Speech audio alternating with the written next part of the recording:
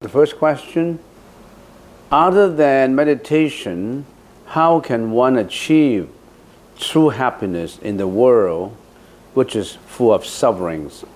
First of all, we have to define what is true happiness. Well, why don't we use a different approach? I want some interaction. What do you think? Just talk about it. It's easy for me to give. It seems easy. I give you, this is what happiness is all about. So what do you think is true happiness? I can use this time to drink my tea. Yeah. One's point of view. Huh? Your point of view in this life. So happiness is your point of view, right? You have a good point of view. It's positive, and whatever that will bring positive results, negative will bring negative. So in other words, you say that if you have positive point of view, then you have happiness, right? And then we have to think about when you say you have a positive viewpoint and you bring happiness. To you, it could be positive. To somebody else, it could be negative, right?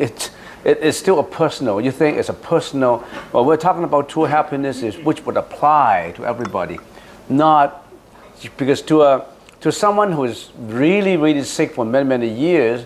Recovery would be happiness from his positive point of view. But if you say happiness is from a personal point of view, then it becomes very controversial. And I'm talking about general true happiness. So what is general true happiness? I'm not sure if this applies to every situation in life, but accepting things the way they are and not wanting them to change. Accepting things the way they are and what? So some people are born into poor families, and there's nothing they can do at that moment to change their condition. So how do you go about finding happiness in those moments is to accept things for the way that they are without wanting them to be any different. It's not necessarily saying that change is bad and you don't want things to change, you just want things to be the way they are. But it's really changing the attitude that you look at things. Because a lot of things in life, you can't change at that moment because it's a result of the past karma that you've sowed. But what you can change is how you look at it, and that makes all the difference.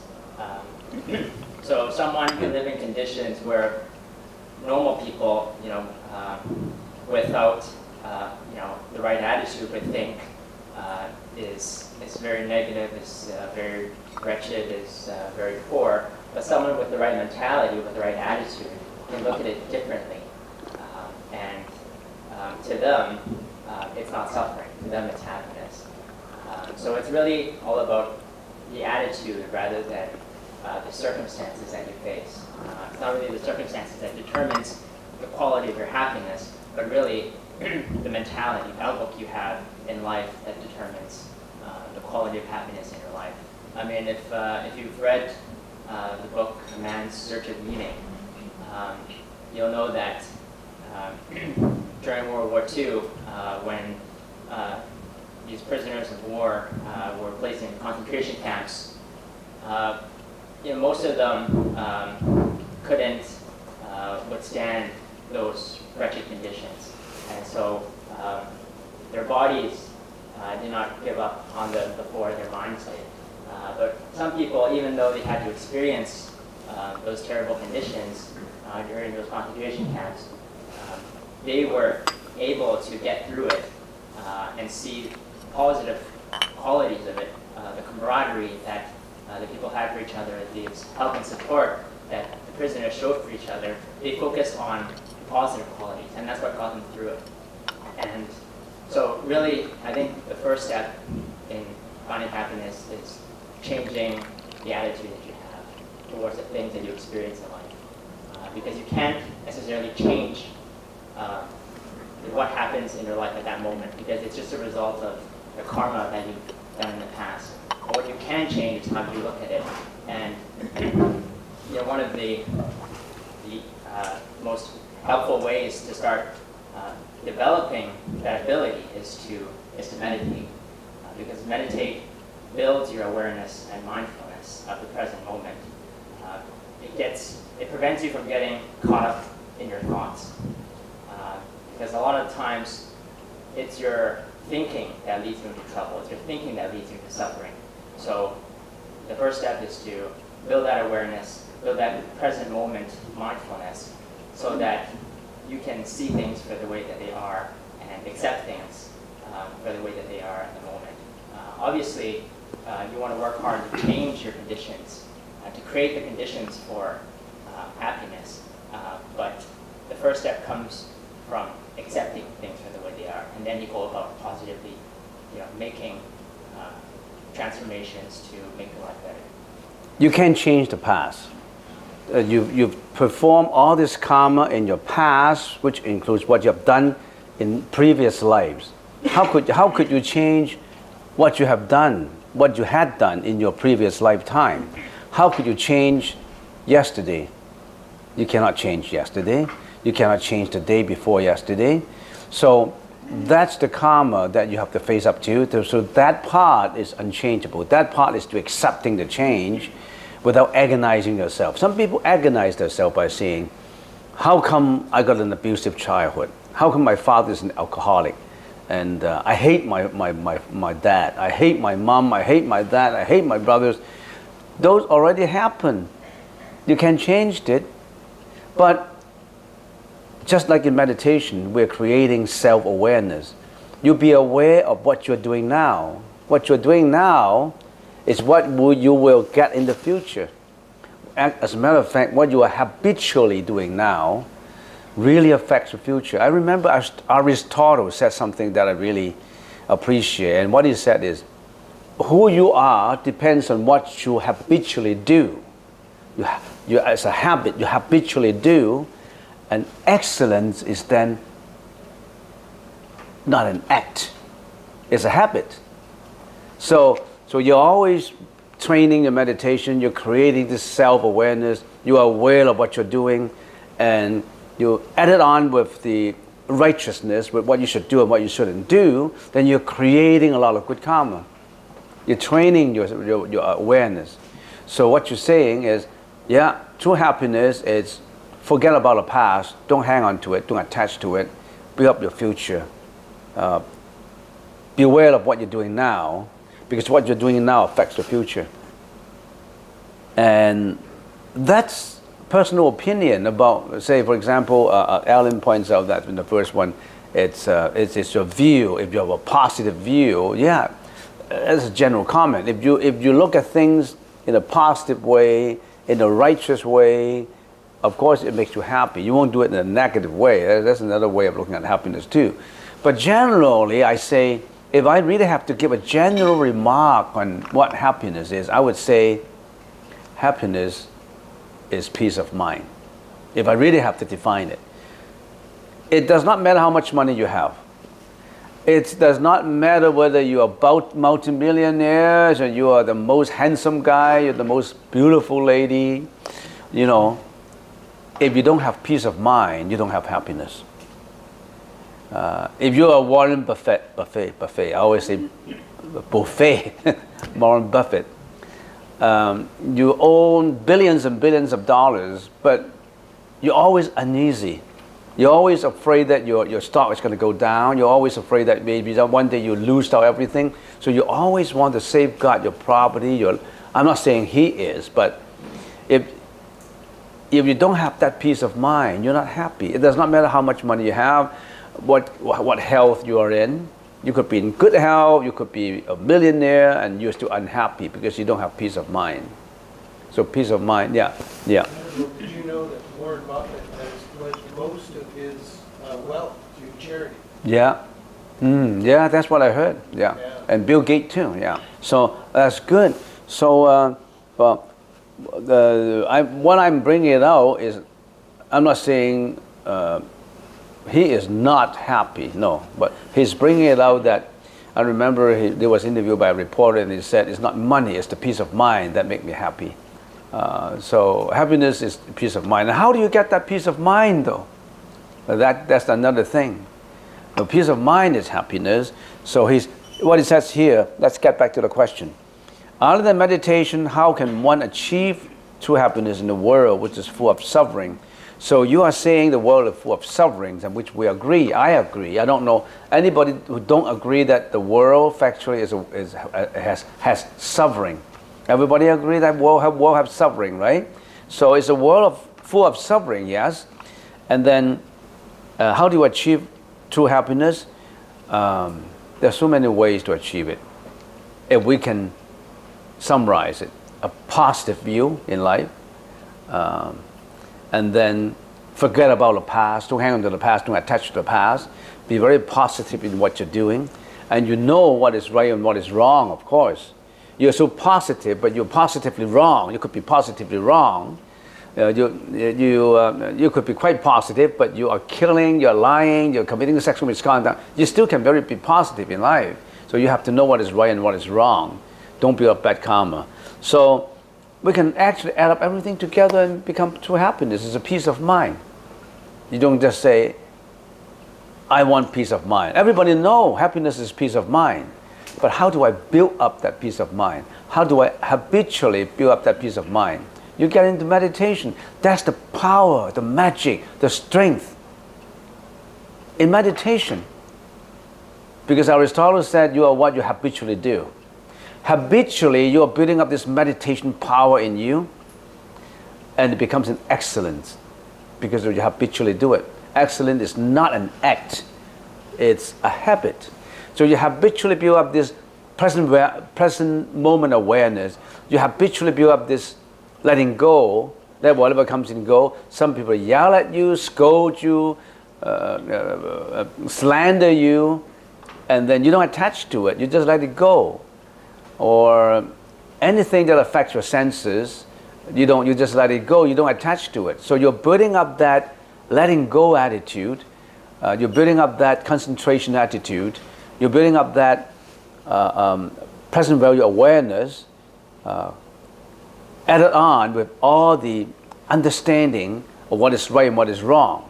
Now you could have a meditative strength, but you don't know what is right and what is wrong.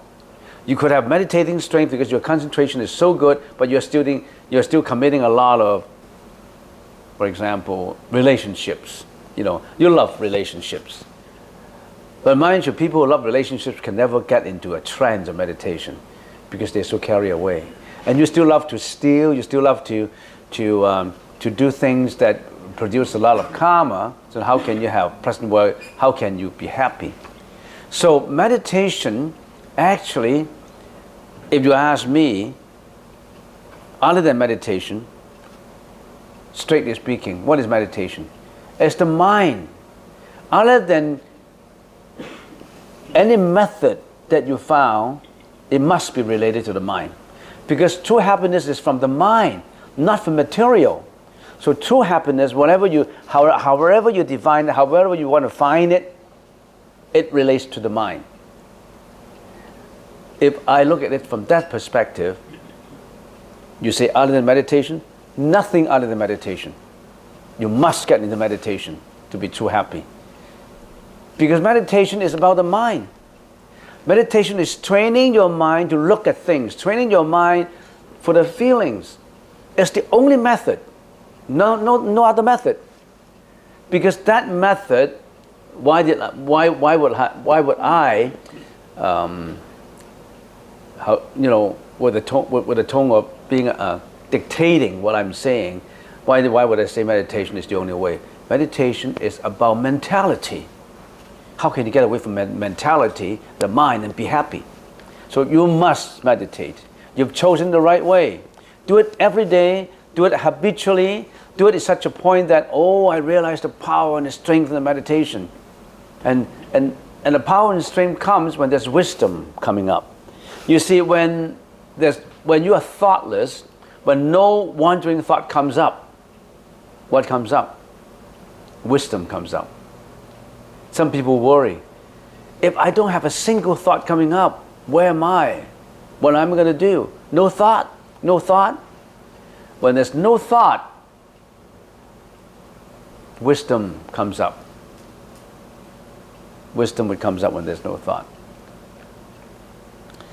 So, meditation. You've done it right. You're already walking on it.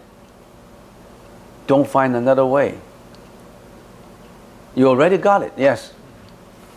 For those who are meditating daily, Yeah. would you recommend, are there any books, anything, any readings, anything to just help people to incorporate the practices and elevate their practices as they continue? I think you already know the meditation method because we already have mentioned it.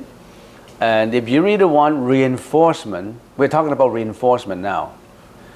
Because you already know the method, that's the method that the Buddha used, the breath, anapanasati. That's what Buddha used. But if you say, I want to have more opinion about this, more... Technique also. Just technique with achieving some of the states, getting to them, maintaining. I would say that the techniques that I told you is a conglomeration of many opinions about using it. For example, the techniques, there's no shortcut. There's no shortcut to it. If you really want some books to reinforce in what I'm saying so that you feel confident, because just one person saying it, you may not have the confidence to say, how do I know that you're right? But why don't you read, maybe you read A.J. Brahm's book, B-R-A-H-M, and just quite a few books that are really reinforcing what the Buddha has been practicing. But I think you already got it. Why do you have to, you don't really need to read more. Just do, huh? Yeah, meditate more. Just meditate more and meditate more. And if you come up to a stage where you have pity, P-I-T-I, pity. That's a Sanskrit word, P-I-T-I, pronounced as piti. That is rapture of joy. Have you got a rapture of joy? I have experienced it. Not Yep. always, but I have. You always, yeah. If the rapture of joy, prolong it. Prolong it. If you then have that rapture of joy is actually happiness. That joy would come when you meditate, for example, for 2 hours. And when you meditate for 2 hours and you are in quietude, and every thought is on that object of attention, in and out breath, without losing it, then the joy would come. Otherwise, it would be just like a self-feeling of joy or a subconscious structuring of a joy concept in your mind, because, oh, I feel quiet, and oh yeah, I'm happy, so I feel quiet, I don't want anything else, I feel quiet. You have to differentiate it. When you meditate for a couple of hours, and it's just like a flash of lightning time, like 1 minute, or you feel as if your body is as big as the universe. Your body seems to be the word universe. Your body is the universe, and there's no time anymore. When your body is in the universe, it's so big. It's so big that space is not an obstruction. You see, before you have that joy, there is no space and time obstruction.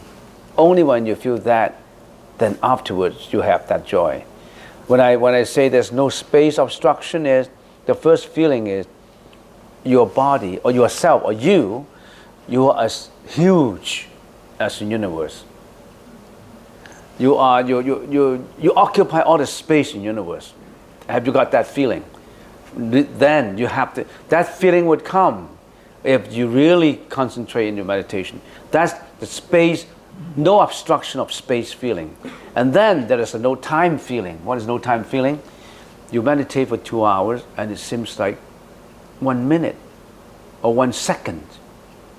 There's no obstruction of the ticking of a clock. In other words, it's not time anymore. There's no time concept anymore. No obstruction of time. When you have no obstruction of time and space, then what happened? Joy would come. Otherwise, it's a self-defined joy. It's a subconsciously created joy. It may be, I don't know, you yourself know, yeah? And the loss of those discriminations. Say that again? Loss of the discriminations, right? We're not discriminating anymore. We're just. You lost your discrimination, you won't say, I hate this, I love this, this poor, this is rich. When you say you lost discrimination, it could be a self-induced subconscious feeling. Now, I believe in Buddhism now, and I'm meditating now. I don't have hatred anymore. I don't have love anymore. I don't have enemies anymore. All the enemies that hurt me, I forgive them. But that's just a feeling of you understood the Buddhist teaching and you let go of those. It's not an intuitive feeling. You see, meditation, sometimes it's, don't rely on books. Sometimes books cannot tell you. You know it yourself. Even if you find more books, I've been finding books for 40, 45, 50 years, and I don't want to find books anymore.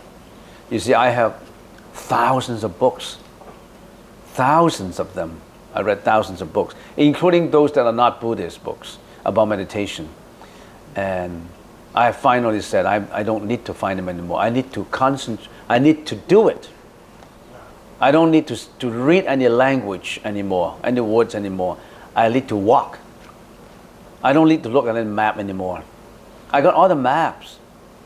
And I got confused. I have too many maps. I've got all the maps. I've got to use that map and walk and find out my path. Walk the trail. So you don't need, probably you don't need to do it.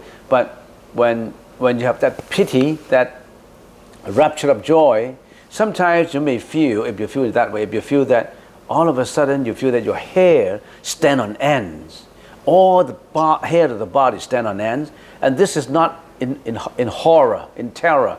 Stand on ends, so you feel so, what you call it, wriggling. It's so, the feeling is good. You feel as if all the energy pour out from the pore of each hair, shooting out energy. And you may feel that you are in a glow of light. You feel as if you're in a glow of light, but actually when you open your eyes, I didn't have that glow of light, but when I'm meditating, the glow is getting bigger and bigger and bigger and bigger. And that's another feeling. Another feeling is after you meditate for a while, your whole body has gone through a sauna bath. That's actually an initial feeling. You've gone through a sauna bath and you're so wet from head to heel but after this, it seems to be you've taken a sauna bath that reduces all your fat, that makes you so light. You makes your feeling. Imagine you go to a sauna bath and then you take a sauna bath, you walk out, you feel very good. But that's only maybe 1% of that of this meditative feeling. So there's a wet feeling. Sometimes you may feel that you're like a feather in the sky. You're drifting. You're drifting as if you don't have any weight anymore, no burden anymore. You absolutely have no burden, and you drift by, and you don't drift according to the wind, you drift on your will. You can drift here, you can drift there. You're not being blown by the wind, but you're like a feather. All of a sudden, all those weight on your shoulders, on your body disappear. No weight on you anymore. You're like a feather going anywhere you want. That's another feeling. There's so many feelings before the rapture of joy. If you have that rapture of joy, then you go further and further. You still keep that in and out breath. That is enough for you to become the Buddha. Why do you have to look for more? Did I not mention a poem to you about a nun in the Tang Dynasty? And she always complained about, I've been in this little temple with my teacher for so long, and it seemed that I didn't get anywhere. I've been meditating for 20 years under my teacher, my guru, and I didn't get anywhere. I want to go out to find out there's other methods, there are other teachers, so I want to go out. So he said goodbye, he bid farewell to her teacher, And the teacher said, okay, if that's the way you want, okay, feel free to go where you want. So she put a knapsack on and put her sandals and put a few pair of sandals at the back, and he started to walk to every temple, to meditation centers, and learn from different teachers and different gurus. And after about 15 years, one day she came to realization, and she said, I wanted to go home. I wanted to go home now. I've been away from my teacher for 15 years. So she was walking back home with a knapsack, the old knapsack, and walking back, crossing mountains and thresholds, and cross every streams and all these mountains and all that, and they came up to quite close to village, just her own village. And then she passed through a grove of cherry blossom trees before arriving at her own old traditional home temple. And she smelled the fragrance of this cherry blossom. All of a sudden, she came to a realization, and she uttered a poem out. The poem, if I translate it, is something like this: I've been looking for spring, and I couldn't find it. Spring meaning enlightenment. I've been looking for years for spring, and I couldn't find it. I have already worn out a few pairs of my sandals. In other words, she had been traveling, she worn out all these sandals. Now I'm returning back to my own family temple, and I went underneath a grove. Do you call it a grove of bamboo tree of cherry blossom? I sniffed in the air of the cherry blossom. Spring is right here. I didn't need to go anywhere. That's what she said. Okay? So, okay, that's the question. So it's good for discussion. Next question. Venerable, have you ever had anger inside you? How do you express it? It depends on what you mean by anger. I haven't had any anger so angry that I couldn't control it. So I don't think I have any anger. I don't have any anger. How do you express it? I don't want to express my anger. And any anger, it has to subside inside my mind. I don't want to express it so that it will hurt somebody, and then somebody will stop my anger, or I'll stop my anger. I never have. I never use anger to hurt anybody. I don't think I have any anger that I think of. Even if I feel dissatisfied, I feel disappointed in something, then I will come to a realization. And sometimes I would use this disappointment as a tool to educate people. Say if some people really disappoint me, I would say, you are disappointing me because this is what you do. To that person, I could be relatively angry because I'm saying you disappoint me, but actually in my mind I don't have any anger. I just use this as a means to tell you that I'm disappointed in your mistakes, in what you've done. So I don't think I have any anger. How do you express it? I don't express it. Don't express your anger that you hurt people. Anger can dissipate inside your mind. That's why you're meditating. Let go. Why don't you let go of your anger? Yes? It means that you suppress it. No, I don't suppress it. I let it go. Suppressing is different from letting it go. I just let it float out. I don't need to kill it. I just let it dissipate. I let it disappear. Because say, if the anger is because it's from somebody's criticism, oh, you're bad, you're doing this, you're doing that. The criticism itself is not poisonous. The criticism itself is just words, right? Why would I let those sentences stay in my mind and infuriate me? Am I not foolish? If I foolishly let those statements stay in my mind and grasp onto it and cling onto it, am I not foolish? It's just words, right?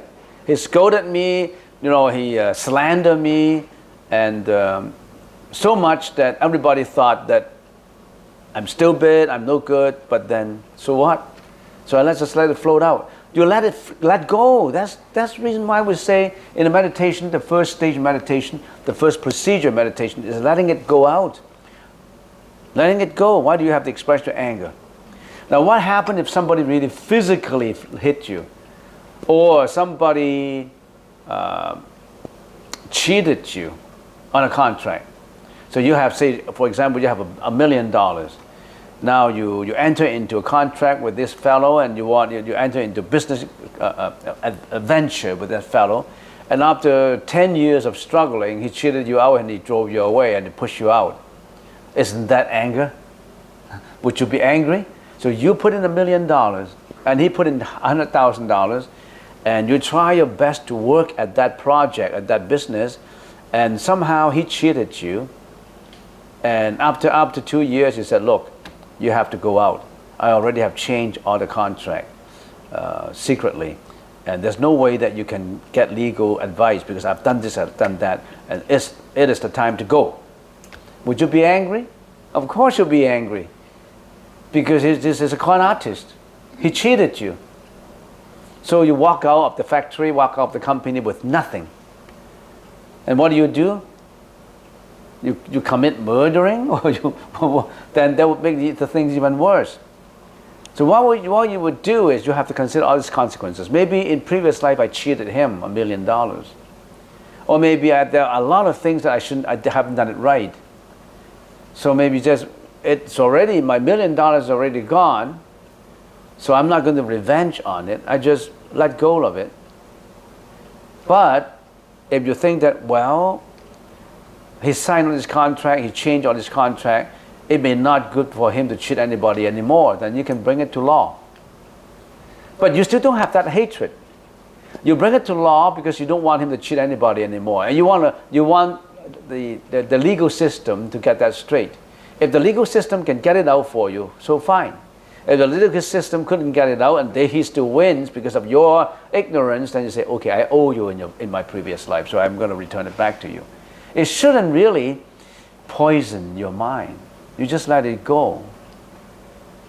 You just let it go. So that's how you do with your anger. You just let it dissipate, let it go. Don't suppress it, don't kill it, don't express it.